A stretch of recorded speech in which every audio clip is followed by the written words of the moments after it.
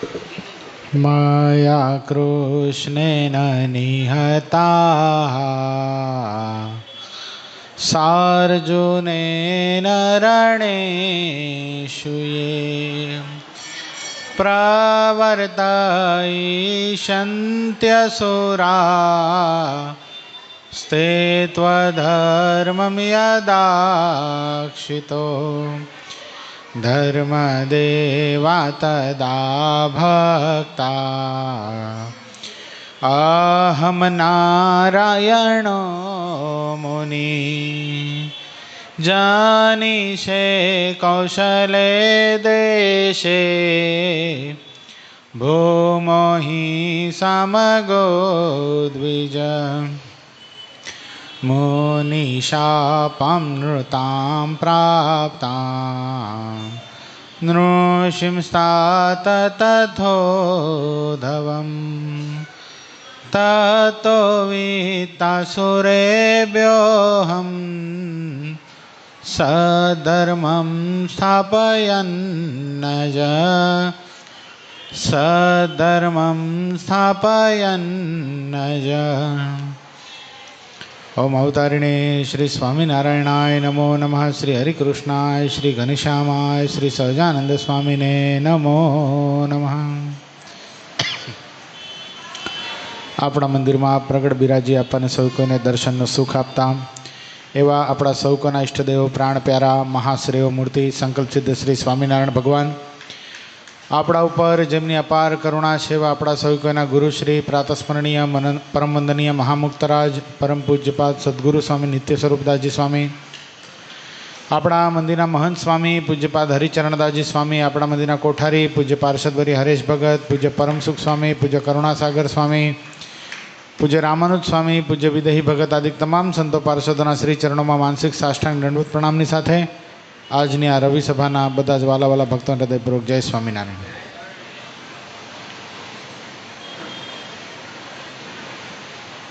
શું વાત આવી હતી ગઈકાલે યાદ છે કોઈને? બહુ સરસ વાત મહારાજે બતાવી હતી. મહારાજ કે ચક્રવર્તી નામ રાખવાથી કોઈ ચક્રવર્તી થઈ જતું નથી, એમ હરિ નામ રાખવાથી કોઈ ભગવાન થઈ જતું નથી. આ સત્સંગમાં સમર્થ કોણ છે?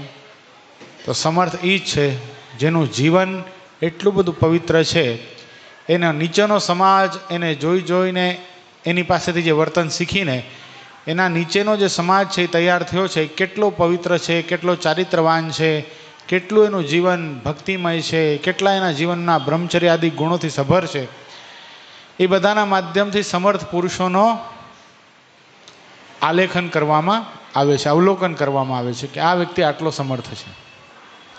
બહુ સરસ વાત આજે મહારાજ બતાવે છે. જેમાં જે ગુણો હોય તે પ્રગટ દેખાય છે. શું? જે વ્યક્તિમાં જે ગુણ છે એ પ્રગટ દેખાયા વગર રહેતા નથી.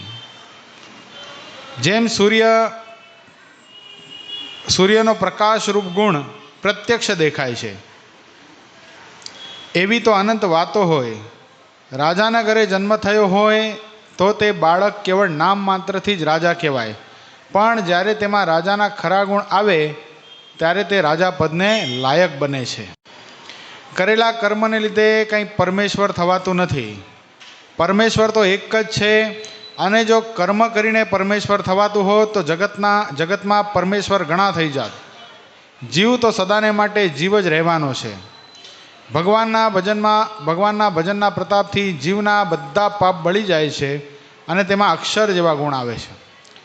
શું બતાવ્યું બાપુ? ભગવાન એક જ છે, બીજો કોઈ ભગવાન થઈ શકતો નથી. કોઈ જીવાત્મા કર્મના ખેલને અથવા તો કર્મ સારા કરીને ભગવાન થઈ શકતો નથી. હંમેશાને માટે સ્વામી સેવક ભાવ તો રહે જ છે. ખ્યાલ આવ્યો? ગમે એટલા જીવાત્મા સારા કર્મો કરે, ભક્તિ કરે, તો ભક્તિ કરવાથી શું પ્રાપ્તિ થાય? ભગવાન એના બધા પાપોને નાશ કરી દે છે ને એમાં અક્ષર જેટલી સામર્થ્ય આવે. કેટલી ધનજી બાપા? અક્ષર જેટલી સામર્થ્ય આવે, પણ છતાં પણ ભગવાન થઈ શકતો નથી કોઈ. ભગવાન તો એક જ છે સદૈવને માટે. અને જો કર્મ કરવાથી મહારાજ કે ભગવાન થઈ જવાતું હોય તો શું થાય? આ દુનિયામાં ઘણા બધા ભગવાન થઈ જાય. અને આ જે મત છે ને કર્મ કરીને ભગવાન થઈ જવાય, એ જૈન મત છે. કોનો મત છે? જૈન સમુદાયનો આ મત છે કે તમે જેવા કર્મ કરો એવું ફળ મળે છે. એટલે એ લોકો શું કરવા માંડે? કર્મને નિર્જરા કરવા માંડે. શું કરે? નિર્જરા કરે. નિર્જરા કર્મ કરવાનો મતલબ શું? કે આ દાન પુણ્ય કરે, ઘણા ઉપવાસો કરે, અઠાઈઓ કરે, ખૂબ તપ કરે, બધું કરે, પણ અંતે શું? એના ફળ પ્રદાતા કોણ? ફળ પ્રદાતા કોઈ નહીં. તો બધું થયા પછી શું થઈ ગયું? ઝીરો. નિષ્કુળાન સ્વામીએ લખ્યું, જેમ 100 શૂન્ય સારા કરે. શું? 100 શૂન્ય સારા કરે. 1 2 5 6 7 નહીં, 100 શૂન્ય કરી નાખે, પણ એક ન કરે આગળ રે, તો શૂન્યનો સરવાળો શું થશે? શું થાય? એ શૂન્યનો સરવાળો શૂન્ય જ થાય. પણ ખાલી એક આગળ લગાડી નાખીએ તો શું થઈ જાય? ખાલી એક મીંડું હોય તો 10 રૂપિયા થાય, 2 થાય તો 100 થાય, 3 થાય તો 1000 થાય, 4 થાય તો લાખ થાય, 5 થાય તો 10 લાખ થાય, 6 થાય તો કરોડ થાય. એમ ખાલી એક જ લાગી ગયો તો કેટલો બધો ફેર પડી ગયો. એમ સનાતન ધર્મની જે સિદ્ધાંત છે, સનાતન ધર્મ, આપણે બધા સનાતની છે ને, આ બધું બહુ સમજાય જેવી વસ્તુ છે. સનાતન ધર્મની અંદર જીવાત્મા કર્મ કરે છે એવું એને ફળ પ્રાપ્ત થાય છે, 100%ની વાત છે. પણ ફળ પ્રદાતા કોક છે, દેનારું કોક છે. આપણે જેવા કર્મ કરીએ છીએ એ ફળનો દેનારો કોક બેઠો છે. કોણ છે? એ જે દેનારો છે ને એ જ ભગવાન છે. આટલું જ સમજવાનું છે. આ સનાતન હિન્દુ ધર્મનો સિદ્ધાંત છે. જૈન ધર્મ ત્યાંથી જ અલગ પડે છે આપણાથી. ક્યાંથી? જૈનો પોતાની જાતને હિન્દુ નથી કહેતા હો, હિન્દુ છે પણ નહીં, માનતા પણ નહીં. કારણ કે આપણે શું થઈ ગયો? બજારનો સંબંધ છે, માર્કેટ છે, બહુ સારા છે. તમારા વાળા ઘણા પહોંચી જાય છે જૈનોની મિટિંગમાં, ધ્યાન રાખજો. ખ્યાલ આવ્યો તમને? સાવધાન કરું છું. પાછા કે ખરા કે અમારે જેટલા રાજાઓ હતા બધા ક્ષત્રિય રાજા બધાએ જૈન ધર્મનો અંગીકાર કર્યો. ત્યાં મિટિંગમાં કે પાછા આપણને બહુ મોટી વાત કરી, બહુ સારી વાત કરી તમે. હવે ત્યાં તો આપણે શું કહેવું એને? એટલે કહેવાનો તાત્પર્ય કે આ જે કર્મનો સિદ્ધાંત છે, જો દાખલા તરીકે કોઈક રાજા હોય, બરાબર છે, ચક્રવર્તી સમ્રાટ હોય, અને આપણે એમ જાહેરાત કરીએ કે સમ્રાટ બમ્રાટ કોઈ નથી, જેમ આપણું ધાર્યું બધું થાય છે, તો સમ્રાટ આપણને દંડ દે કે ન દે? દે ને. એમ ભગવાનનો સ્થાન કાઢી નાખીએ આપણે કે ભગવાન જેવું કોઈ તત્વ જ નથી, અનાદિ પરમાત્મા કોઈ છે જ નહીં, કર્મ જ સર્વે સર્વા છે, તો ભગવાનને એટલું બધું વસમું લાગે છે. બોલો, ભગવાન સ્વામિનારાયણના શબ્દો તમે સાંભળો ને, હજી તો આપણને સ્વામિનારાયણ સંપ્રદાયનો યથાર્થ સિદ્ધાંત ખબર જ નથી. ભગવાન સ્વામિનારાયણે એ સંપ્રદાયનો સિદ્ધાંત મધ્ય પ્રકરણના 18મા વચનામૃતમાં અને 19મા વચનામૃતમાં બતાવ્યો. મહારાજ કે નાસ્તિક જે જૈન, શું શબ્દ વાપર્યો મહારાજે? નાસ્તિક જે જૈન છે તો કર્મનું પ્રતિપાદન કરે છે, તો કર્મનું પ્રતિપાદન કરનારા છે ને ઘોરતમ નરકને પામશે. ક્યાં પામશે? ઘોર નરકને પામશે. એટલું જ નહીં, ભગવાનનું અસ્તિત્વ મટાડી દે છે. સદગુરુ ગુણાતીતાનંદ સ્વામી વાતોમાં લખે, સ્વામી કે બાળો સાદ કરીને રોશે પણ નહીં. એટલે એ માતાના ઉદરમાં એ જીવ આવશે, પણ જીવ જન્મે એની પહેલાં એને કાપીને એબોર્શન કરી નાખવામાં આવશે. શું કામ? એના એવા પાપ છે. એ ભગવાન કરતાં કર્મને મોટા માને છે. શેને મોટા માને છે? જો અહીંયા મહારાજ જ બતાવ્યો, જો કર્મે કરીને પરમેશ્વર થઈ જવાતું હોય તો જગતમાં પરમેશ્વર ઘણા થઈ જાય. જીવ તો સદાને માટે જીવ જ રહેવાનો છે. ભગવાનના ભજનના પ્રતાપથી જીવના બધા પાપ બળી જાય છે અને તેમાં અક્ષરના ગુણ આવે છે. ભજનના પ્રતાપથી જીવ એટલી મોટાઈને પામે છે, જ્યારે ભગવાન કૃપા દ્રષ્ટિ કરે ત્યારે ક્યારેક તે અંતર્યામી પણ થઈ શકે છે. ભગવાનના પ્રતાપથી જીવ કેટલી શક્તિને પામી શકે? પ્રત્યેક જીવાત્માના હૃદયના સંકલ્પોને જાણી શકે એવો અંતર્યામી જીવ ભગવાનના પ્રતાપથી થઈ શકે. કોના પ્રતાપથી? પોતાના બાહુબળે નહીં. જો સનાતન ધર્મની અંદર સાધનની કોઈ મહત્તા ક્યાંય નથી કીધી. સમજજો વાતને. જો જીવાત્મા જેવા કર્મ કરતો એવું જ એને ફળ મળતું હોય ને, તો વાલીઓ લૂંટારો વાલ્મીકી ઋષિ કોઈ દી ન થઈ શકે, એટલા એણે પાપ કરેલા. વિચાર કરો, નારદજીના એક ઉપદેશથી વાલ્મીકી ઋષિ બની ગયો. એટલું જ નહીં, ભગવાનનું નામ રટ્યું પણ ઉલટું, મરામ મરામ મરામ મરામ રામ. બોલો, રામ નથી રટ્યા, શું બોલ્યા? મરામ મરામ. પણ થાય શું? એ રામ રામ જ થાય છે. ઉલટ નામ જપત જગજાની, વાલ્મીકી બને ભાઈ બ્રહ્મ સમાની. સંત તુલસીદાસને લખવું પડ્યું. ભગવાનના અવતરણ પહેલા આખી રામાયણ લખી નાખી, જો કર્મ કરીને જેવું ફળ મળતું હોય તો એ થઈ શકે? શક્ય છે? શક્ય જ નથી. એટલે પરમાત્મા છે એ ફળના ફળ પ્રદાતા છે. એ ભગવાન ધારે એટલું ડિસ્કાઉન્ટ આપી શકે. શું? હાલ તું માફ. 2-4 દિવસ પહેલાં ગુરુશ્રીએ નહોતું કીધું કે કોકના માથે 1 કરોડનું દેણું થઈ ગયું હોય, પછી એ બિચારો એમ કે મારી પાસે કાંઈ નથી, લેનારો એમ કે હાલ 50% માફ, 50 લાખ આપી દેજે. એટલા નહીં થઈ શકે. 25 લાખ આપી દેજે. એટલા નહીં થઈ શકે. 10 લાખ આપી દેજે. એટલા નહીં થાય. 5 લાખ આપી દેજે. એટલા નહીં થઈ શકે. 1 લાખ આપી દેજે. એટલા નહીં થઈ શકે. 10,000 આપી દેજે. એટલા નહીં થઈ શકે. 5,000 આપી દેજે. જા બધું માફ. એટલા નહીં થઈ શકે. જા ₹100 આપી દેજે. બધું માફ. પછી ₹100 આપી દેજે અને બધું માફ કરતા હોય ત્યારે આપણે પછી ₹100 કોકનો ઉછી પાછીનો કરીને દઈ દેવાય. એટલે આપણા સાધન કેવા? એ ₹100 જેવા. અને ભગવાનની કૃપા કેવી? એ કરોડ રૂપિયાનું દેણું માફ કરવા જેવી. સમજાઈ ગયું? આપણા પાપો, આપણા કર્મો, આપણા પૂર્વજન્મના કર્મો જોઈએ ને તો આપણો કોઈ કાળે મોક્ષ થાય એમ નથી. બહુ સરસ ઘટના મહાભારતની તમને કહું. મહાભારતની અંદર યુધિષ્ઠિર મહારાજાને ભીષ્મ પિતામહને અર્જુને બાણશૈયા ઉપર સુવડાવી દીધા. બરાબર છે? 100 થી અધિક તીરો શરીરની આરપાર વેંધાઈ ગયા અને બાણશૈયા ઉપર 6 મહિના સુધી સૂતા. પછી તો ભીષ્મ પિતામહ કુરુક્ષેત્રનું યુદ્ધ ચાલુ, દિવસે યુદ્ધ લડાય, સાંજે બધા પાંડવો ભીષ્મ પિતામહના દર્શન કરવા માટે આવે ને ભીષ્મ પિતામહ જ્ઞાન આપે બધાને, જ્ઞાનની વાતો કરે. એમાં ભગવાન કૃષ્ણ ભીષ્મ પિતામહની ખબર લેવા માટે આવ્યા. ભીષ્મ પિતામહે ભગવાન કૃષ્ણને કીધું કે હે વાસુદેવ કૃષ્ણ, હું 100 જન્મ સુધીનું જોઈ શકું છું.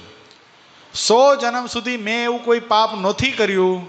આગળના 100 જન્મ, મારા ગયા 100 જન્મમાં મેં એવું કોઈ પાપ નથી કર્યું કે મને આવા 100 બાણોની શૈયા ઉપર સૂવું પડે. તો આવું કારણ શા માટે? મારી સાથે આવું શા માટે? અને તે વખતે ભગવાન કૃષ્ણ કે તમને 100 જન્મ સુધીનું દેખાય છે ને, 100 જન્મ થોડાક આગળ જાઓ. વિચાર કરો, એ બ્રહ્મચર્ય વેદતા પુરુષ, એ તે વખતેનો ભગવાન કહેવાય. 100 જન્મ સુધીનું તો જોઈ શકતા હતા. આપણે જોઈ શકીએ છીએ? 100 જન્મ સુધી મેં કોઈ પાપ નથી કર્યું કે મને આવી બાણશૈયા પ્રાપ્ત થાય. તો ભગવાન કૃષ્ણ કે દાદા 100 જન્મ આગળ જાઓ. 100 જન્મથી થોડાક આગળ જશો ને, તમે એક ક્ષત્રિય રાજા હતા અને ક્ષત્રિય રાજા હતા, એક સર્પ તમારી સામે આવ્યો અને ફૂફાડા મારતો હતો. તમે એ સર્પને પોતાના બાણમાં ઉપાડી અને કાંટાવાળા ઝાડામાં નાખી દીધો. એ બિચારા સર્પના શરીરમાં ઘણા બધા કાંટા વાગ્યા. જે વેદના સર્પને થઈ એ વેદના આજે તમને થઈ રહી છે. આ ફળ પ્રદાતા. શું? એટલે ફળ તો ભોગવવું પડે કરેલું. 100 જન્મ પહેલાંનું ફળ ભીષ્મ પિતામહને અત્યારે ભોગવવું પડ્યું. પણ કહેવાનો તાત્પર્ય, એ ફળના આપનારા કોણ છે ભાઈ? એ ભગવાન ધારત તો માફ કરી દેત ને. ભગવાન ધારત તો માફ પણ કરી દેત, પણ ભગવાને ભોગવાવ્યું. એટલે કહેવાનો તાત્પર્ય કે જીવાત્મા કર્મને માને છે, પણ કર્મના ફળ પ્રદાતા પરમાત્મા છે. ભગવાન જ્યારે કૃપા દ્રષ્ટિ કરે તો જીવને અંતર્યામી પદ આપી શકે છે. ભગવાનના બળથી તો જીવ એક પળવારમાં અનંત બ્રહ્માંડની રચના પણ કરી શકે છે. અનંત કોટી બ્રહ્માંડની રચના 1 સેકન્ડમાં કરી શકે. કેટલી? એક પળવારમાં અનંત કોટી બ્રહ્માંડની રચના કરી શકે. એ કોણ કરે છે બોલો? કેવો થાય યશ ભગત? કોણ અનંત કોટી બ્રહ્માંડની રચના કોણ કરે છે? કોણ? ભગવાનને કીધું ને, મોબાઈલમાં છે ધ્યાન. હિંમત દાદા, પ્રસાદી આપતા રહેજો પાછળથી કોઈ મોબાઈલ જોવે તો. અમારા યુવાનોને ખાસ ધ્યાન રાખવાની તમારી. એને મોબાઈલ જોતા હતા ને અત્યારે? મોબાઈલે કંઈ ઘેરો ગાલ્યો છે પણ જીવનની અંદર. મહાપુરુષ એટલો સમર્થ થાય. અનંત કોટી બ્રહ્માંડનું સર્જન કોણ કરે છે? મહાપુરુષ. કોણ કરે છે? મહાપુરુષ. પ્રથમનું 12મું વચનામૃત આ માટે સંમલિત કરવું પડે. મહાપુરુષ મૂળ પ્રકૃતિ, મૂળ પુરુષને મૂળ પ્રકૃતિ, મહાપુરુષને મહામાયા સાથે આવે છે ત્યારે શું થાય છે? મહાપુરુષને મહામાયાના યોગ થકી શું થાય છે યશ ભગત? હા, હવે ધ્યાન આવ્યું. જો ધ્યાન રાખો તો આટલી ખબર પડે છે. હોય ને, જોયું? શીખવાડેલું નથી એમ નથી, બધું આવડે છે, મને બધું આવડે, પણ ધ્યાન આપીએ તો આવડે ને. મહાપુરુષ અને મહામાયાના સંજોગ થકી અનંત કોટી પ્રધાન પુરુષની ઉત્પત્તિ થાય છે. પણ અને પ્રધાન પુરુષમાંથી કોણ ઉત્પન્ન થાય છે યશ ભગત? કેટલા? અનંત કોટી વિરાટ ઉત્પન્ન થાય છે. તે અનંત કોટી વિરાટ બ્રહ્મા છે એ શું છે? એ અનંત કોટી બ્રહ્માંડો છે. વિરાટના નાભી કમળમાંથી બ્રહ્માજીની ઉત્પત્તિ થઈ, હૃદય આકાશને વિશેથી વિષ્ણુની ઉત્પત્તિ થઈ, અને લલાટમાંથી ભગવાન શંકરની ઉત્પત્તિ થઈ. આ તો બ્રહ્માંડ પ્રત્યે છે. એટલે વિરાટ નારાયણ અનંત કોટી થયા તો બ્રહ્મા વિષ્ણુ મહેશ કેટલા થયા? કેટલા થયા? બોલો જોરથી. અનંત કોટી. તો ભગવાન કેટલા છે? એક જ. તો આ બધા કોણ છે એના? બ્રહ્મા વિષ્ણુ મહેશ વિરાટ પ્રધાન પુરુષ મહાપુરુષ અક્ષર. આ બધા ભગવાનની આગળ કોણ છે? ભગવાનની આગળ ભગવાનના દાસ છે. શું છે? આ સમજ આપણને ક્લિયર પડી જવી જોઈએ. આ સનાતન ધર્મનો સિદ્ધાંત છે. સનાતન ધર્મની અંદર શ્રીમદ ભાગવતની અંદર જે પુરુષોત્તમ તરીકે વર્ણવ્યા છે એ બીજા કોઈ નહીં, મને ને તમને મળ્યા જે પુરુષોત્તમ નારાયણ એ ભગવાન સ્વામિનારાયણ છે. આટલું સમજવાનું છે. આટલું જ સમજવાનું છે. આ પુરુષોત્તમ નારાયણ છે. એની આગળ અનંત કોટી બ્રહ્મા, અનંત કોટી વિષ્ણુ, અનંત કોટી મહેશ, કરોડો વિરાટ. ભગવાન સ્વામિનારાયણના એક મહાન સંત સદગુરુવર્ય ભગવદાનંદ સ્વામી મહારાજને પ્રશ્ન કરે, મહારાજ આપના એક રોમમાં અનંત કોટી બ્રહ્માંડો ઉડતા ફરે. મહારાજે મંદે હાસ્ય કર્યું, સ્વામી તમારી દ્રષ્ટિ પડી નહીં. અમારા એક રોમમાં અનંત કોટી બ્રહ્માંડો ઉડતા નથી ફરતા, એ તો અક્ષરના એક રોમમાં ઉડતા ફરે છે. અમે તો તેથી પર છે. અમારા એક રોમમાં તો અનંત કોટી અક્ષર. અક્ષર એક જ છે, પણ આ તો ભગવાનની મોટાઈ બતાડવા માટે કહું છું. અનંત કોટી અક્ષર પણ જે પરમાત્માના રોમના કોટીના પાશાંગમાં સમાઈ જાય એટલા મોટા ભગવાન આપણને મળ્યા છે. બોલો, એટલા મોટા ભગવાન. એની કોઈ હદ નથી. ભગવાનની મોટાઈની આમ વિચાર કરવા લાગીએ ને તો આમ ગાંડા બની જાઓ, ગાંડા. ખાલી વિચારમાં ને વિચારમાં. એ વિચાર ક્યારે કરવાનો છે ધનજીભાઈ? ગુરુશ્રી આપણને એક છેલ્લો કોન્સેપ્ટ આપેલો છે, છઠ્ઠો કોન્સેપ્ટ. ભગવાનને જ્યારે આપણે ભેટીએ છીએ, યશ ભગત, ભગવાનને જ્યારે આપણે ભેટીએ છીએ ત્યારે આ વિચાર કરવાનો છે કે મને મળ્યું છે કોણ? કેવા મોટા ભગવાન મને પ્રાપ્ત થયા છે. એ મને પોતાના કહે છે. અને એ જ્યારે ઓળખાણ થઈ જાય ને ત્યારે જીવાત્માનું જીવન કંઈક બદલાઈ જાય. એનો તેજ, એનું ઐશ્વર્ય, એનું જીવન. અને ભગવાન એવા ભક્તો માટે જ આ પૃથ્વી પર આવે છે. એવા પ્રેમી ભક્તોના મનોરથ પૂર્ણ કરવા માટે. એક સરસ મજાનું ચરિત્ર કહી દઉં, મજા આવે એવું. ગુજરાતમાં અમદાવાદ પાસે અડાલજ નામનું ગામ છે. અડાલજમાં એક રૂપવતી, રાણી રૂપવતી નામની એક કન્યા, એના પિતા ક્ષત્રિય હતા અને બહુ સારું રાજ્ય કરતા હતા. એમાં ઘટના ઘટી, મુગલોનું આક્રમણ થયું અને રૂપવતી એટલી બધી સૌંદર્યવાન, એટલી બધી સ્વરૂપવાન, જેથી કરીને આ મુસલમાન રાજાનું મન એ રૂપવતી ઉપર આવી ગયું. હવે અડાલજના રાજા એટલે નાના રાજા કહેવાય ને. મુગલોનું આક્રમતા, મુગલ એટલે તો બહુ મોટું તે વખતે ચક્રવર્તી શાસન હતું. દિલ્હીથી બધા આક્રમણ કરતા અને જે આવ્યા એના ઉપર સામ્રાજ્ય કરતા. એ રાજસ્થાન ને ગુજરાત તે વખતે મોહમ્મદ ગોરી ને એ લોકોથી એટલું બધી વાર રગદોડાનું, એટલું બધું વાર રગદોડાનું જેની કોઈ હદ નથી. આ વખતે પણ મુસલમાન આક્રંતાઓનું આક્રમણ થયું અને એની નજર, એની દ્રષ્ટિ ક્યાં પડી ગઈ? આ રૂપવતી ઉપર પડી ગઈ. અડાલજના રાજા પાસે માંગણી કરી. અડાલજના રાજાને કીધું કે રૂપવતીને મને સોંપી દો અને મારી સાથે રૂપવતીના લગ્ન કરાવી દો તો તમને જીવતો છોડું, નકર તમારું રાજ્ય તહેસ નહેસ કરી નાખું અને તમને મૃત્યુને ઘાટ ઉતારી નાખું. અડાલજના રાજા મૂંઝાણા કે કાંઈ વાંધો નહીં, કદાચ મૃત્યુને શરણે થઈશ, મારી દીકરીને કદાચ જોહર કરવું પડશે તોય પણ કુરબાન છે. અને તે વખતે ક્ષત્રિય એવા હતા, એ અગ્નિથી ગભરાતાની સાચી શત્રાણી હોય ને એ અગ્નિને ગલે લગાવી લે પણ પોતાના શિયળને કોઈથી ભંગ થવા ન દે. એ સાચા ક્ષત્રિયનું લક્ષણ છે.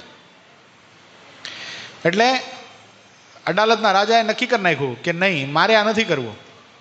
તે વખતે રૂપવતીએ પોતાના પિતા પાસે આવીને કીધું, પિતાજી, મારે કારણે એક મારા સ્વરૂપમાં આ મુસ્લિમ રાજા એ મોહ પામી ગયો છે. મારા કારણે આખું અડાલજ ભાંગી પડે, કેટલાય નિર્દોષ જીવાત્માને મૃત્યુને ઘાટ ઉતરવું પડે, કેટલા બધા સૈનિકો મરી જાય, કેટલી બધી કન્યાઓ બિચારી, નવોઢા સ્ત્રીઓ બધી વિધવા બની જાય. મારા કારણે આટલા બધા જુલમ થાય, હું સહન કરી શકીશ નહીં. એક કામ કરો, મને એને અર્પણ કરી દો. બેટા નહીં, હું થોડી કસાઈ છું કે મારી દીકરીને ખાટકીવાળે મોકલી દઉં. મુસ્લિમને પોતાની કન્યા અર્પણ કરવી એટલે આમ જીવતા જીવતા પોતાના આંખમાં સળિયા ભોકાવી દેવા એનાથી વધારે કઠણ હતું તે વખતના ક્ષત્રિયો માટે. પણ તોય પણ રૂપવતીએ બહુ આગ્રહ કર્યો એટલે અડાલજના રાજા માની ગયા અને પેલા મુસ્લિમ સાથે લગ્ન તો કર્યા. પણ લગ્ન કર્યા, લગ્નની પહેલી રાતે આ રૂપવતીએ એ મુસ્લિમ રાજાને એક શરત કરી કે મારી એક શરત છે, મારો જન્મ અડાલજમાં થયો છે એટલે મારે અડાલજમાં એક વાવ નિર્માણ કરાવી છે. મારું એક વ્રત છે. અડાલજમાં પાણીની તકલીફ છે અને ત્યાંના નરનારીઓ સુખી થાય એટલા માટે એવી સરસ મજાની વાવ તમે બનાવડાવી દો. તમે ચક્રવર્તી સમ્રાટ કહેવાઓ, બાદશાહ કહેવાઓ, તમારા માટે આ વસ્તુ તો બહુ સામાન્ય છે. આ વાવ નિર્માણ થઈ જાય, આ વાવમાં પાણી આવી જાય અને પાણી આવે એ ઠાકોરજીને એ પાણીથી અભિષેક કરીએ એટલે પછી તમે મને સ્પર્શ કરજો, ત્યાં સુધી હું બ્રહ્મચર્ય પાળીશ. એમ કહેવાય કે અડાલજની વાવ નિર્માણ કરાવતી એટલી ઊંડી વાવ બનાવડાવી, ત્યાં સુધી આ રાજા તો વૃદ્ધ થવા લાગ્યો.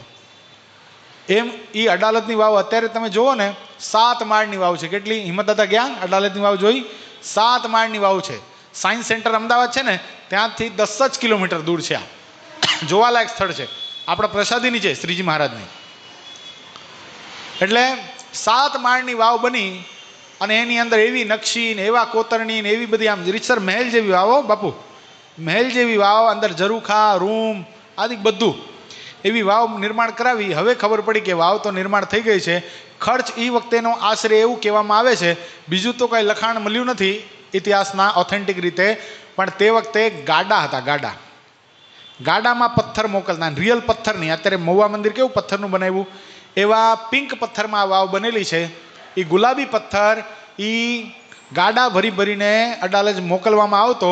અને ગાડામાં તે વખતે બેરિંગ નહોતા, ગાડામાં તેલ નાખવામાં આવતું, ખબર હોય તો, ઘસાય નહીં એટલે તેલ નાખવામાં આવતું. હા, એ તેલ નાખીને ગાડાઓ ચાલતા. એ વખતે ખાલી તેલના પૈસા 1 લાખ રૂપિયા થયા હતા. કેટલા? ખાલી ગાડાનો ઓઇલ. તો વિચાર કરો, પથ્થરની કિંમત કેટલી, કારીગરોની મજૂરી કેટલી, કોતરણી કરનારના કોતરણી કામના પૈસા કેટલું બધું હશે, અને કેટલા વર્ષો વીતી ગયા હશે. પણ વાવ નિર્માણ થઈ, વાવમાં પાણી આવ્યું એટલે તરત જ આ રૂપવતીબાઈએ શું કર્યું? વાવમાં ધૂપકો મારી અને પોતાનો પ્રાણ ત્યાગી દીધો, પણ મુસલમાનને શરણે થઈ નહીં. આ અસ્મિતા છે આપણા સંપ્રદાયની. અને એ વાવમાં જ્યારે વાવ પૂર્ણ થઈ ત્યારે રૂપવતીબાઈએ એક શિલાલેખ ત્યાં લગાવડાવ્યો. એ શિલાલેખમાં લખેલું છે, આજે પણ લખેલું છે, સંસ્કૃતમાં લખેલું છે કે આ વાવ હું કોઈ મારી કીર્તિ માટે, મારા યશ માટે નથી બનાવડાવતી. આ વાવ મેં એટલા માટે બનાવી છે કે આ વાવમાં જે પાણી થાય એમાં કોઈક ભગવાનના અવતાર અથવા ભગવાનના સાધુ પુરુષ આવીને સ્નાન કરે તો મારી મુક્તિ થાય, એટલા માટે આ મેં વાવ નિર્માણ કરાવી છે. અને ઠાકોરજીને કરવું, મેં કીધું ને આગળ વાત કરીને, ભગવાન પોતાના પ્રેમી ભક્તોના મનોરથ પૂર્ણ કરવા માટે જ આ પૃથ્વી પર વિચરતા હોય છે. રૂપવતી દેવીને તો અંતકાળ આવી ગયો. વાવ નિર્માણ થઈને 500 વર્ષ વીતી ગયા. 500 વર્ષ પછી ભગવાન સ્વામિનારાયણ પોતાના નંદ સંતોની સાથે આ અડાલજની વાવમાં સ્નાન કરવા માટે પધાર્યા. અડાલજની વાવમાં સ્નાન કર્યું. મહારાજ પગથિયા ચડતા મહારાજની દ્રષ્ટિ શિલાલેખ ઉપર પડી. મહારાજે નિત્યાનંદ સ્વામીને પોતાની પાસે બોલાવીને કીધું, નિત્યાનંદ સ્વામી આ શિલાલેખમાં જોવો તો શું લખેલું છે? નિત્યાનંદ સ્વામી શિલાલેખ વાંચ્યો સંસ્કૃતમાં. મહારાજને કીધું, મહારાજ આ વાવ નિર્માણ કરાવનાર રૂપવતીબાઈએ તો એવું લખ્યું છે કે આ વાવ મારી યશ કીર્તિ માટે મેં નિર્માણ નથી કરાવી. આ વાવ નિર્માણ કરાવવાનું મારી એક જ તાત્પર્ય છે કે પરમાત્મા સાક્ષાત અને ભગવાનના એકાંતિક સાધુ પુરુષ જ્યારે આમાં સ્નાન કરે તો મારી મુક્તિ થાય. આ મુક્તિના હેતુસર, મોક્ષના હેતુભૂત આ વાવ નિર્માણ કરાવી છે. મહારાજ કે ઓહો, આવા જીવાત્મા માટે તો આપણે ફરીવાર સ્નાન કરવું જોઈએ. મહારાજ પગથિયા ચડી ગયા હતા, પાછા નીચે ઉતર્યા, પાછા સંતો અને હરિભક્તોની સાથે મહારાજે વાવમાં સ્નાન કર્યું.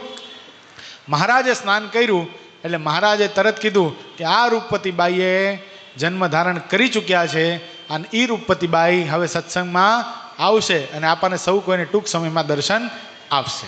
આટલું જ મહારાજ બોલે. હજી સસ્પેન્સ છે, કોણ થશે શું થશે કાંઈ હજી ખબર નથી. પછી તો સમય ગયો આગળ. વિક્રમ સંવત 1861નો સમય. મહારાજ પોતાના ઐશ્વર્ય પ્રતાપના ડોરને છૂટા મૂક્યા, ગામડે ફરવા લાગ્યા. અને તે સમયમાં વડતાલના જોબન પગીએ બાપુભાઈએ મહારાજને વડતાલનું મંદિર નિર્માણ કરવા માટે પ્રાર્થના કરી. બહુ ટૂંકમાં ચરિત્ર કહીશ, કારણ કે એમાં જઈશ તો વડતાલનો મહિમા જ એટલો બધો છે એમાંથી આપણે બહાર નહીં નીકળીએ. એટલે આ બાજુ વડતાલનું મંદિર નિર્માણ થતાં 1870ની સાલ આવી ગઈ. 70ની સાલ આવી ગઈ એટલે મહારાજે વડતાલનું મંદિર નિર્માણ કાર્ય ચાલુ હતું. હજી જગ્યા સંપાદન ને બધું હજી કામ ચાલુ હતું. એટલે મહારાજે અક્ષરાનંદ સ્વામીને વડતાલના મહંત કરીને મોકલ્યા. વડતાલના મહંત અક્ષરાનંદ સ્વામી બન્યા અને સદગુરુ બ્રહ્માનંદ સ્વામી બંને સંતોએ ભેગા મળી અને 1881માં સરસ મજાનું મંદિર નિર્માણ કરાવી અને હરિકૃષ્ણ મહારાજની પ્રતિષ્ઠા કરાવી. હવે 81ની સાલમાં પ્રતિષ્ઠા થઈ. મહારાજે અક્ષરાનંદ સ્વામીને મહંત નિમ્યા. સદગુરુ પરમ ચૈતન્યાનંદ સ્વામીને આ વાતનું ખૂબ વસમું લાગ્યું કે મારા જેવો વયોવૃદ્ધ, બુદ્ધિશાળી, બુદ્ધિ પ્રતિભાશાળી અને ક્ષત્રિય રાજવંશી પુરુષ મારી પાસે શું નહોતું, બધું આ સહજાનંદ સ્વામી માટે ફના કરી, આ સ્વામિનારાયણ ભગવાન માટે ફના કરી અને સર્વે સંપત્તિનો ત્યાગ કરીને હું સાધુ થયો, લુખા ગોળા ખાધા, દ્વેષીલા લોકોનો માર ખાધા, બધું સહન કર્યું. મારા જેવો વ્યક્તિ બેઠો છે ને વડતાલના મહંત અક્ષરાનંદ સ્વામીને બનાવી દેવાના. અક્ષરાનંદ સ્વામી કોણ? અક્ષરાનંદ સ્વામી કોણ? યશ ભગત ખબર છે? ખોરાસાના રાજાભાઈ. હજી એક જ દિવસ થયો તો દીક્ષા લઈને. વડતાલના મહંત થયા એની પહેલાં તો પૂર્વાશ્રમમાં હતા, હજી દીક્ષા આપીને તરત મહંત બનાવી નાખ્યા. એટલે અક્ષરાનંદ સ્વામીને મહંત કર્યા, એ પરમ ચૈતન્યાનંદ સ્વામીને ગમ્યું નહીં. જો મહારાજ એવા બધા એવી ઘટનાઓ ગોઠવતા હોય જેની આપણને કલ્પના પણ હોય નહીં. પરમ ચૈતન્યાનંદ સ્વામીને માન આવી શક્યતા જ નથી, પણ મહારાજને કાંઈક એની પાછળ નિમિત્ત ઊભું કરવું હતું. એટલે શું કર્યું? પરમ ચૈતન્યાનંદ સ્વામીને નિમિત્ત બનાવ્યા અને પરમ ચૈતન્યાનંદ સ્વામી સત્સંગ છોડીને ગયા. પરમ ચૈતન્યાનંદ સ્વામીના મંડળમાં તે વખતે 60 શિષ્યો હતા. કેટલા? 60 શિષ્યો. કેટલા મોટા સદગુરુ હશે? એ પરમ ચૈતન્યાનંદ સ્વામી નીકળ્યા તો ભેગા 60 શિષ્યો નીકળ્યા ભેગા, પાછળ નીકળ્યા. પરમ ચૈતન્યાનંદ સ્વામી પૂછે, તમે બધા કઈ બાજુ? એ કે ગુરુદેવ, આપનું માન ન જળવાતું હોય સત્સંગમાં તો અમારે અહીંયા રહીને કામ શું છે, અમે તમારી ભેગા હાલશું. પરમ ચૈતન્યાનંદ સ્વામી કે આ સર્વોપરી ભગવાન છે, મને તો માનભાઈ લઈ જાય છે, તમે શું કામ મારી પાછળ આવો છો? જો મોક્ષ જોઈતો હોય તો આ મહારાજને શરણે રહેજો તો મોક્ષ થશે, નકા જમપુરીનો માં અને ફરીવાર જન્મ મરણ લેવા પડશે. ઓલા બધા પાછા આવ્યા. મહારાજ કે તમે ક્યાં ગયા હતા ને ક્યાંથી પાછા આવ્યા બધા? એ કે અમે પરમ ચૈતન્યાનંદ સ્વામીના શિષ્ય છીએ, અમારા ગુરુદેવ નીકળ્યા એટલે અમે પાછળ નીકળ્યા. તો પરમ ચૈતન્યાનંદ સ્વામી સાથે ગયા નહીં? એ કે ગુરુદેવે ના પાડી કે મને તો માન લઈ જાય છે, પણ જો મોક્ષની ઈચ્છા રાખતા હો તો મહારાજને છોડીને કોઈ દિવસ જતા નહીં. મહારાજ ભર સભામાં કે ઓલા ગયા એ વિમુખ, કે આ બેઠા છે એ વિમુખ? ઓલા જઈને પણ સન્મુખ રહ્યા અને આ સામે બેસીને પણ વિમુખ થયા. બોલો. એટલે આ બાજુ પરમ ચૈતન્યાનંદ સ્વામી તો ગામડા ફરવાનો પ્રારંભ કર્યો, પણ હવે આપણે જોઈએ છીએ કે રૂપવતી બાઈનું થયું શું? આટલી મજાની વાવ બનાવી ને આટલું સરસ બધું પોતે બલિદાન આપ્યું, સનાતન ધર્મમાં કુરબાન થઈ ગયા, ફના થઈ ગયા, આવો મુમુક્ષુ જીવાત્મા એનું થયું શું? તો એ જે રૂપવતીબાઈ હતા એનો બીજો જન્મ થયો ધર્મજ ગામને આંગણે. ધર્મજ ગામને આંગણે જન્મ થયો અને નામ પડ્યું કુશળ કુંવર. શું પડ્યું? કુશળ કુંવર નામ પડ્યું. કુશળ કુંવર નામ પડ્યું. એના લગ્ન ધરમપુરમાં થયા. એના પતિનું નામ પડ્યું માનદેવ, એવું કંઈક નામ પડ્યું, હું નામ કદાચ ભૂલું છું. એની સાથે એના લગ્ન થયા.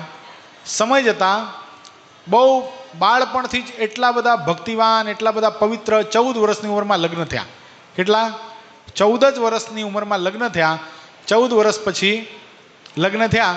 18 વર્ષના જ્યારે પોતે થયા, એક સંતાનનો જન્મ થયો જેનું નામ પડ્યું રૂપદેવ. દીકરાનું નામ પડ્યું રૂપદેવ. દીકરો 1 વર્ષનો થયો ત્યાં એના પતિ અવસાનને પામ્યા, મૃત્યુને પામ્યા. બીમારી થઈ, રોગ થયું એટલે મૃત્યુને પામ્યા. હવે ધરમપુર એટલે બહુ મોટું રજવાડું, બહુ મોટું સ્ટેટ. ધરમપુરના પોતે રાજમાતા ત્યાં. 100 ગામડા પોતાની નીચે. કેટલા? 100 ગામડા.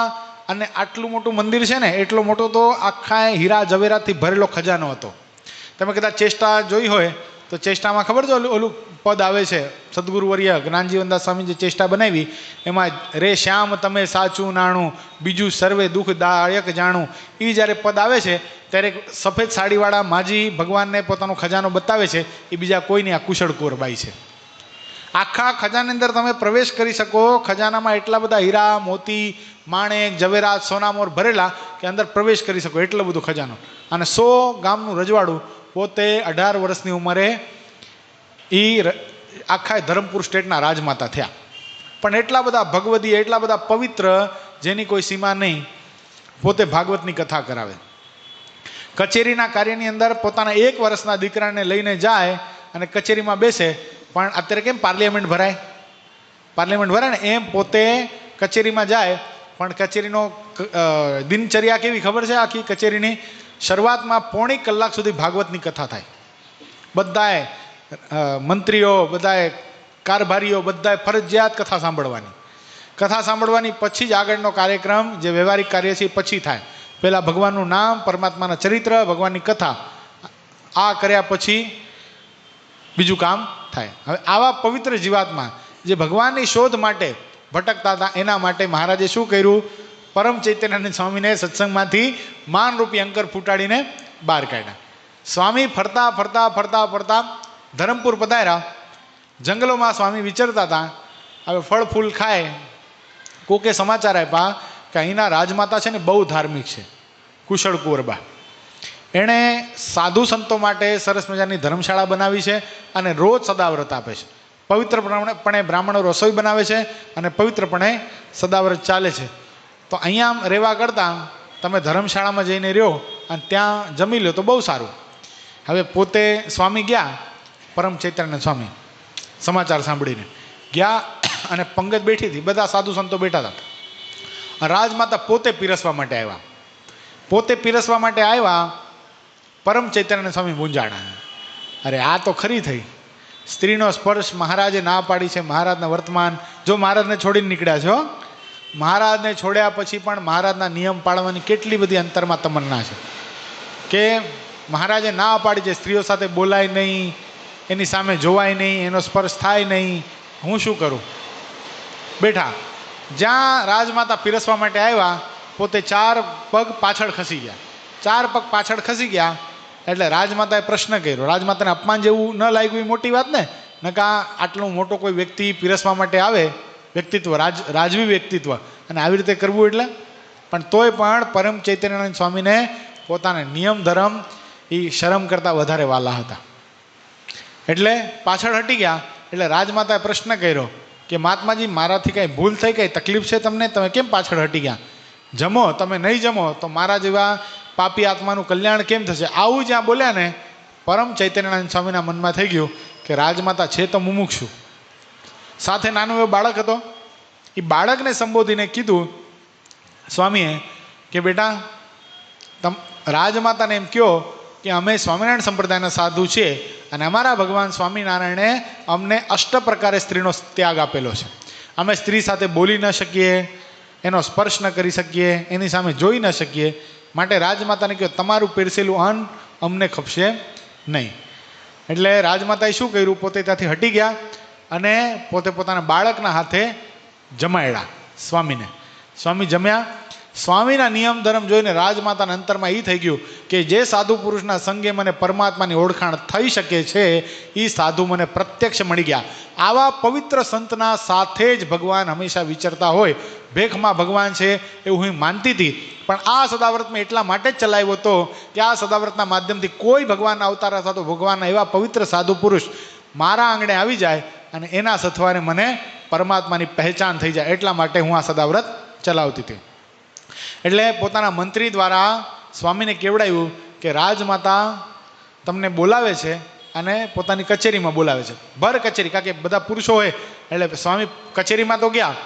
પોતાના મંત્રી દ્વારા પરમ ચૈતન્ય સ્વામીને કેવડાવ્યું કે રાજમાતા અને અમે બધા કચેરીવાન, અમે બધા રાજના કારભારીઓ તમારી પાસેથી ઉપદેશ ગ્રહણ કરવા માંગીએ છીએ, તો કાંઈક ભગવાનની વાતો તમે કરો. અને પરમ ચૈતન્ય સ્વામી તો ધર્મ, જ્ઞાન, વૈરાગ્ય, ભક્તિની એવી વાતો કરી અને કીધું રાજમાતા તમે રોજ ભાગવતજીની કથા કરાવો છો અને ભાગવતજીની કથા કરાવ્યા પછી આ ભૂદેવને દક્ષિણા આપો છો, પણ પેટને અર્થે જે પુરાણી થાય એમાં કાંઈ વળે નહીં. પૈસા લઈને જે કથા કરે એમાં ન પૈસા લેનારનું સારું થાય અને પૈસા દેનારનું પણ કોઈ દી સારું થતું નથી. આ કથા કાંઈ વેચવાની વસ્તુ નથી. પરમાત્માના ચરિત્ર શું છે? એ તો વેચવાની વસ્તુ છે. એ જેટલા આપણે વેચશું એટલો આનંદ આવે. સત્સંગ આવી રીતે આખી જિંદગી કથા કરીને પેલો ભૂદેવ મરી જશે અને કદાચ તમે સાંભળીને તમે મરી જશો, બેમાંથી એકેયનું કલ્યાણ થશે નહીં. કુશળ કુંવરબાઈને વાતની હા પડી ગઈ એટલે કુશળ કુંવરબાઈએ તરત જ રાજ્યમંત્રીને કીધું કે આજથી પરમ ચૈતન્યાનંદ સ્વામી આપણા રાજ્યના રાજગુરુ આપણે નિમીએ છીએ. એટલે પરમ ચૈતન્યાનંદ સ્વામી તો ખૂબ વૈરાગી હતા. એને પદ, પ્રતિષ્ઠા, લાલસા એની કાંઈ નહોતી, કારણ કે પોતે ક્ષત્રિય હતા. પોતે રાજપાટનો ત્યાગ કરીને તો ભગવાનની પાછળ નીકળ્યા હતા. એટલે એને એ વાતમાં લાલસા નહોતી, પણ મનમાં એમ થઈ ગયું કે હું જો ધનાઢ્યમાં નથી લોભાતો. આ કુશળ કુંવરબાઈ છે, એના 100 ગામમાં રજવાડા છે, એના 100 ગામ એની પાસે છે અને ઘણી બધી ધન સંપત્તિ છે. એટલા માટે હું અહીંયા રાજગુરુ થઈને નથી રોકાતો, પણ આ રાજમાતા ખરેખર મુમુક્ષુ છે અને પરમાત્માને પ્રાપ્ત કરવાની તાલાવેલી વાળી છે. અને અત્યારે ઘોર કળિકાળની અંદર પ્રગટ પરમાત્મા ભગવાન સ્વામિનારાયણ આ પૃથ્વી પર બિરાજે છે. જો પરમ ચૈતન્યાનંદ સ્વામી એટલે હું એમ કે હું જો આ રાજમાતાને કુશળ કુંવરબાઈને એ પરમાત્માની ઓળખાણ કરાવી દઉં તો એનું કામ થઈ જાય એવું માનીને ત્યાં રોકાણા. સમય જતાં 10 વર્ષ વીત્યા. કેટલા? રોજનો ક્રમ એવો કે આખા ગામમાં રૂપસી, રાજમાતા અને પરમ ચૈતન્ય સ્વામી ત્રણેય રાજ્યમાં મંદિરમાં દર્શન કરવા માટે જાય. રાજમાતા મહેનામાં બેસે, રૂપસી દેવ જે છે એ ઘોડા ઉપર બેસે અને પરમ ચૈતન્ય સ્વામી હાથીની અંબાડી ઉપર નીકળે. આ રોજનો ક્રમ. એમાં મહારાજને ગઢપુરમાં બેઠા બેઠા કોકે આવીને સમાચાર દીધા કે પરમ ચૈતન્ય સ્વામી નીકળ્યા છે, તમને ખબર ક્યાં છે અત્યારે? મહારાજ કે ના, મારા તો બધું જાણે, તનકી જાણે, મનકી જાણે, જાણે ચિત્તકી ચોરી, સર્વેશ્વર નારાયણથી અજાણતું શું હોય? પણ તોય પણ ઓલા જે દૂત હતા જે આવીને સમાચાર લઈ આવ્યા હતા એણે શું કીધું? પરમ ચૈતન્યાનંદ સ્વામી તો હવે તો રજવાડાને રીઝવે છે, એના ઠાઠમાઠ તમે જુઓ તો તમે પણ શરમાઈ જાઓ. મહારાજ તમે પણ હાથીની અંબાડી ઉપર રોજ નથી બેસતા, ક્યારેક કોઈ ભક્તોનો ભાવ હોય તો બેસો છો, બાકી પરમ ચૈતન્યાનંદ સ્વામી તો હાથીની અંબાડી ઉપર બેસે છે, રાજગુરુનું પદ ભોગવે છે. અરે 100 ગામના રાજાઓ પણ એની આગળ હાથ જોડે છે. એવા પરમ ચૈતન્યાનંદ સ્વામી તો વૈભવશાળી સાધુ થયા. હવે તમારા માટે થોડી કાંઈ પાછા આવે. મહારાજ કે પરમ ચૈતન્યાનંદ સ્વામી તો હાથી જેવા છે, થોડોક રસ્તો ભૂલ્યા છે, અમને મૂકીને ક્યાંય ન જાય, પણ હાથીને કાઢવા માટે હાથીને મોકલવા પડે. શું? હાથીને કાઢવા માટે હાથીને મોકલવા પડે. બાઇક હલવાઈ જાય તો શું કરાય? 4-5 જણા ખેંચે, રિક્ષા ખેંચો તો નીકળી જાય, રિક્ષા હલવાઈ જાય તો ટેમ્પો ખેંચો તો નીકળી જાય, ટેમ્પો હલવાઈ જાય તો જેસીબી ખેંચો તો નીકળી જાય, પણ જેસીબી હલવાઈ જાય તો ફોકલેન્ડ લાવવો પડે ને, એ ફોકલેન્ડથી નીકળે. એટલે હાથીને કાઢવા માટે સદગુરુવર્ય મુક્તાનંદ સ્વામીને મહારાજે મોકલ્યા. મુક્તાનંદ સ્વામીને મહારાજે કીધું કે જાઓ પરમ ચૈતન્યાનંદ સ્વામીને એમ જઈને કહેજો કે મહારાજ તમને બહુ યાદ કરે છે. અને ગામડે ફરતા ફરતા મુક્તાનંદ સ્વામી ધરમપુરમાં પ્રવેશ કર્યો અને બરાબર સમય એ શોભાયાત્રાનો હતો. હાથીની અંબાડી ઉપર બરાબર પરમ ચૈતન્યાનંદ સ્વામી મંદિરે દર્શન કરીને પાછા વળતા હતા, રાજ કચેરીમાં જતા હતા, સામેથી મુક્તાનંદ સ્વામી આવતા દેખાણા. મુક્તાનંદ સ્વામી આવતા દેખાણા એટલે તરત પરમ ચૈતન્યાનંદ સ્વામીએ મહાવતને કીધું, એટલે નીચે નીચે હાથીને નીચે ઉતાર, હાથીને. પણ શું થયું રાજગુરુ? ગુરુદેવ આપ તો આપથી મોટું અહીંયા કોઈ નથી, તમે શું કામ? એ કે મારા એક ગુરુ આવે છે સામેથી નીચે. મુક્તાનંદ સ્વામીની શું પ્રતિભા હશે, તમે વિચાર કરો. મુક્તાનંદ સ્વામીની સાધુતા, એની પ્રતિભા, એને જોઈને આમ ભાર કેટલો પડતો હશે. પરમ ચૈતન્યાનંદ સ્વામી જેવા સાધુ તરત જ નીચે ઉતર્યા, દોટ મૂકી સ્વામીના પગમાં પડ્યા, દંડવત કર્યા, સ્વામી ભેટ્યા. મુક્તાનંદ સ્વામીએ સ્વામીને ખાલી એટલું જ કીધું, એ સ્વામી અમારું ખોવાયેલું રતન આજે અમને પાછું મળ્યું, મહારાજ તમને ખૂબ યાદ કરે છે. આટલું જ આ બોલ્યા ને, પરમ ચૈતન્યાનંદ સ્વામીની આંખમાંથી આંસુડાની ધારાઓ થઈ. આહા હા, મારો વાલીડો મને યાદ કરે છે. એ કે 10-10 વર્ષના વાણા વહી ગયા, સ્વામી તમે છો ક્યાં? તમને ગોતવા માટે મહારાજે કેટલો દાખલો કર્યો, કેટલા દૂતો મોકલ્યા, પણ તમારા સમાચાર છે કે અત્યારે અમને મળ્યા. તે વખતે કાંઈ મીડિયાનો સમય નહોતો ને કે તરત ખબર પડી જાય કોણ ક્યાં છે. અત્યારે મળ્યા છે. સ્વામી આ બધું શું છે? હાથીની અંબાડી ને આ રાજગુરુનું પદ ને. સ્વામી આખી માંડીને વાત કરી કે આ રાજ્યના રાજમાતા છે ને બહુ મુમુક્ષુ છે. કુશળ કુંવર એમનું નામ છે. આ રૂપસીભાઈ એમના દીકરા છે અને ખૂબ મુમુક્ષુ છે. અને મારા મનમાં એમ થયું કે આમને પરમાત્માની ઓળખાણ મારે કરાવી છે, એટલા માટે અહીંયા રોકાઈ ગયો. સ્વામી ભગવાનની સાક્ષીએ કહું છું, ભગવાન સ્વામિનારાયણનો સાધુ થયો છું, આટલોય પણ આ રાજવૈભવમાં હું બંધાણો નથી. સ્વામી અત્યારે તમારા ભેગો ચાલતો થાઉં. સ્વામી કે એમ થોડી ચાલતો થવાય, અહીંયા રાજમાતાને કહેવું પડે, રાજ્યમાં ખબર કરવી પડે કે તમે જાઓ છો. કે કાંઈ વાંધો નહીં સ્વામી, જેવી આપની આજ્ઞા. મુક્તાનંદ સ્વામીને લઈ અને પરમ ચૈતન્યાનંદ સ્વામી રાજ કચેરીમાં આવ્યા, પણ પોતાના સ્થાને મુક્તાનંદ સ્વામીને બેસાડ્યા અને પોતે મુક્તાનંદ સ્વામીના ચરણોમાં બેઠા છે. એટલું જ નહીં, રાજમાતાને કીધું છે કે રાજમાતા હવે મને આજ્ઞા આપો, મારા ઈષ્ટદેવ ભગવાન સ્વામિનારાયણ મને બોલાવી રહ્યા છે, માટે મારે અહીંયાથી હવે જવું છે. આ બાજુ રાજમાતા તો ખૂબ ઉદાસ થઈ ગયા કે પરમ ચિત્રાનંદ સ્વામી જતા રહેશે, 10 વર્ષ સુધી અમને સત્સંગ કરાવ્યો, હવે અમે શું કરશું? તે વખતે મુક્તાનંદ સ્વામી મંદ હાસ્ય કર્યું.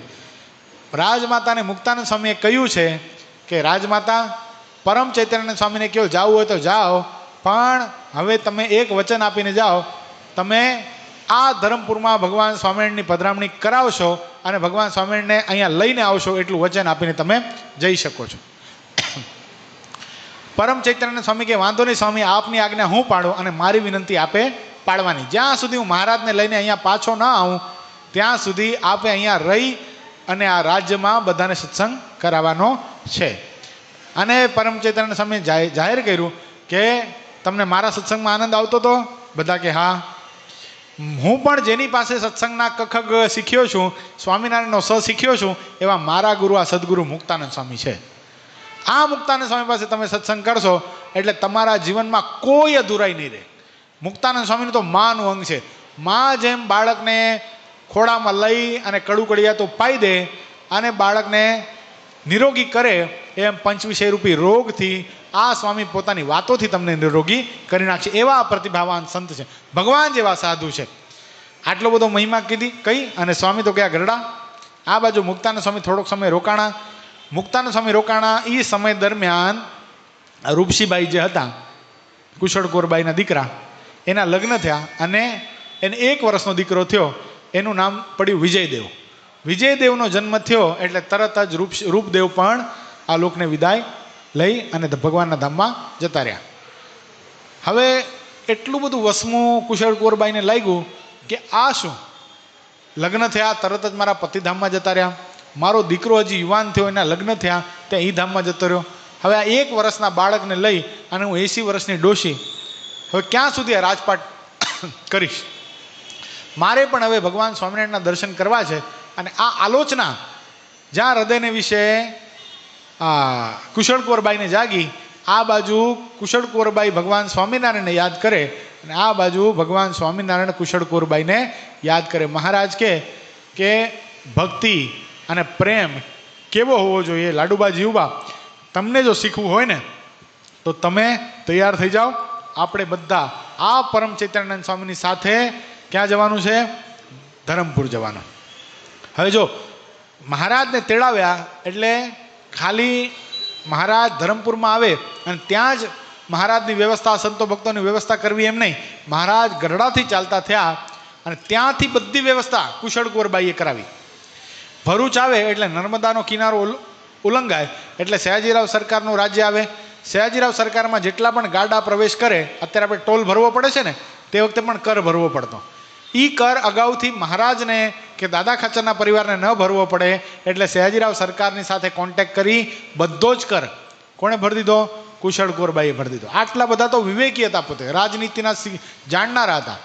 કુશળ કુંવરબાઈ મહારાજના દર્શન કરીને એટલા બધા આભા બની ગયા, મહારાજની હાથીના અંબાડી પર અસવારી કાઢી અને પોતાના દરબારગઢમાં લઈ આવ્યા. દરબારગઢમાં આવી અને જોજો તમે, એ પણ આ ચરિત્ર દેખાડેલું છે કીર્તનમાં.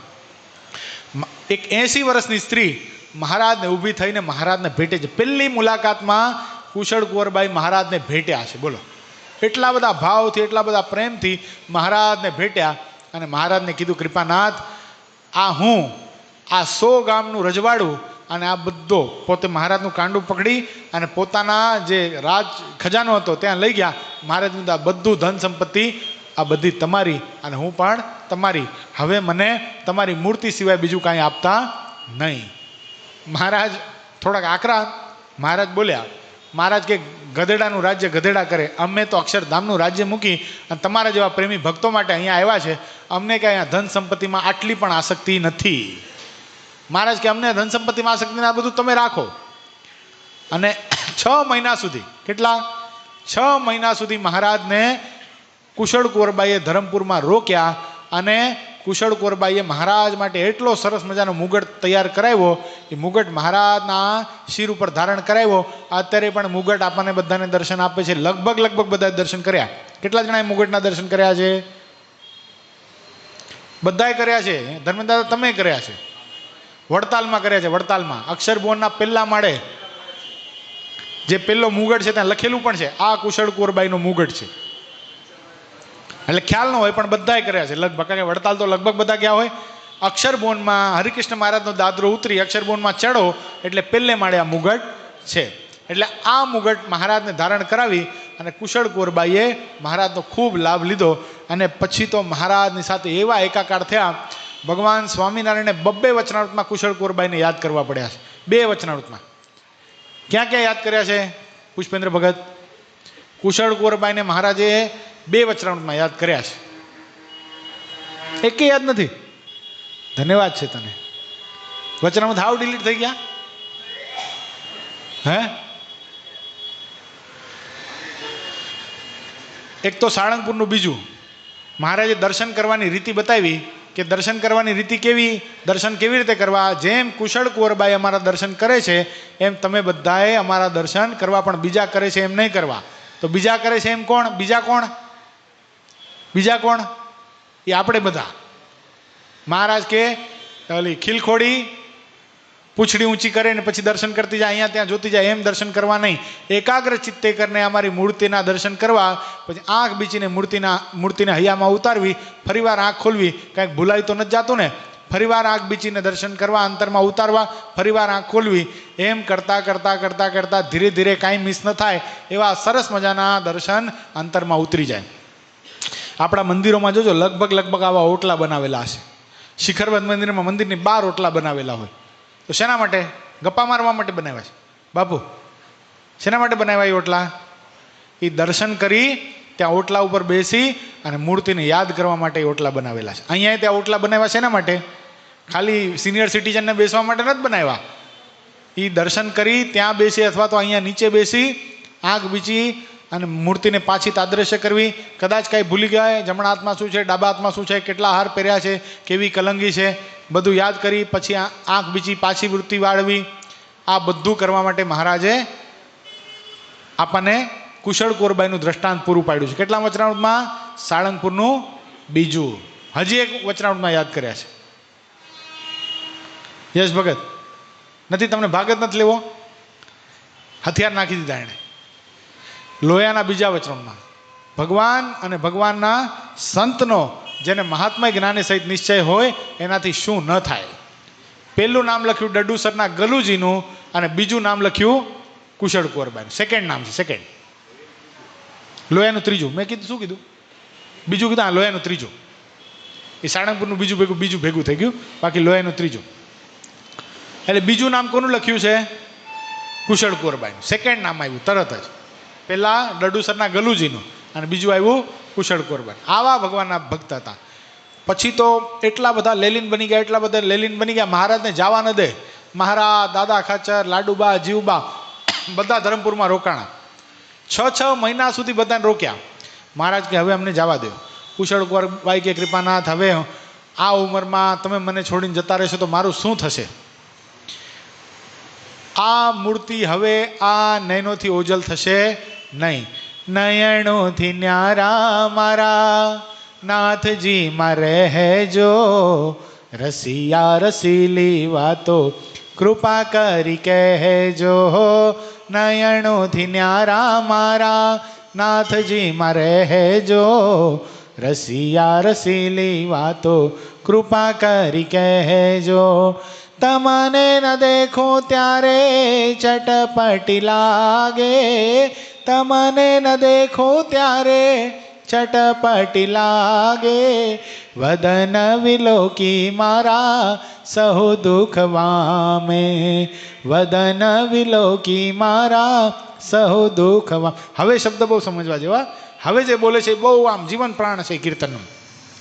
મૂર્તિ તમારી મને પ્રાણ થકી પ્યારી, મૂર્તિ તમારી વાલા પ્રાણથી છે પ્યારી. અંગો અંગની શોભા જોઈ મોહી ગીરધારી, અંગો અંગની શોભા જોઈ મોહી ગીરધારી. નયણોથી ન્યારા મારા નાથજી માં રહેજો, રસિયા રસીલી વાતો કૃપા કરી કહેજો. હવે મહારાજ જાય છે એટલે શું કહે છે? જોજો, મહારાજ છોડીને જાય છે ને એટલે જો શબ્દ શું વાપરે? અમૃત ચખાડ્યું વાલા વિષડું ન ભાવે, અમૃત ચખાડ્યું હવે વિષડું ન ભાવે, મુક્તાનંદના વાલા તમ વિના સુખ ન આવે, મુક્તાનંદના વાલા તમ વિના સુખ ન આવે. કારણ કે સ્વામી ભેગા હતા ત્યાં. સ્વામીને કુશળ કુંવરબાઈની સ્થિતિની ખબર હતી કે આ સ્થિતિ છે, એટલે સ્વામીએ કુશળ કુંવરબાઈનો ભાવ લખેલો છે, મુક્તાનંદના વાલા તમે વિના સુખ ના આવે. તમે મને છોડીને જતા રહેશો તો હવે કઈ રીતે રહી શકીશ? આ અબડા આ જન્મ જ તમને પામવા માટે હતો મહારાજ. હવે આ જન્મ પામીને તમને પ્રાપ્ત કરીને કૃત થઈ ગઈ. હવે તમારાથી ઓજલ મને ના કરશો. મહારાજ કે તમે ચિંતા નહીં કરો, આ જે વિયોગ છે ને એ તમને અમારા સુધી પહોંચાડશે ને અખંડ તમને અમારી વૃત્તિ તમારી વૃત્તિ અમારા સ્વરૂપમાં રહેશે. મહારાજ ચાલ્યા અને એક પ્રેમી પોતાના પ્રિય તમને જેમ જોતો રહે એમ જોયા રાખ્યા ભગવાનને. એ આખો સંઘ જાય છે અને ડમરીઓ ઉડે છે. એ ડમરી દેખાય ત્યાં સુધી કુશળ કુંવરબાઈ મહારાજને જોતા રહ્યા. મુખમાંથી શબ્દ નીકળ્યા, તુમ્હી મેરી નૈયા તુમ્હી હો કિનારા, મેરી જિંદગી કા તુમ્હી હો સહારા, તુમ્હી મેરી નૈયા તુમ્હી હો કિનારા, મેરી જિંદગી કા તુમ્હી હો સહારા.